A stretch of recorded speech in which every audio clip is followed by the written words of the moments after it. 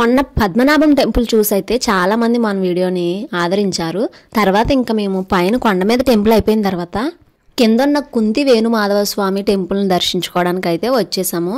అయితే మనకి టెంపుల్ అయితే ఎంట్రన్స్ అంతా కూడా కన్స్ట్రక్షన్ చాలా ఓల్డ్, అంటే అది అరిగిపోయింది కూడా.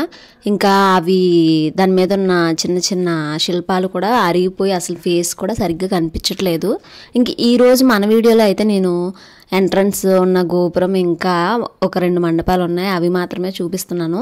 ఇందులో కూడా దేవుడు చాలా మంచిగా అలంకరణ చేసి ఉంది. ఇవన్నీ ఇప్పుడు ఈ మధ్య కట్టిన టెంపుల్స్ అయితే కాదు, 600 సంవత్సరాల క్రితం కట్టిన టెంపుల్స్ కాబట్టి చాలా అంటే చాలా ఓల్డ్ అయిపోయినాయి.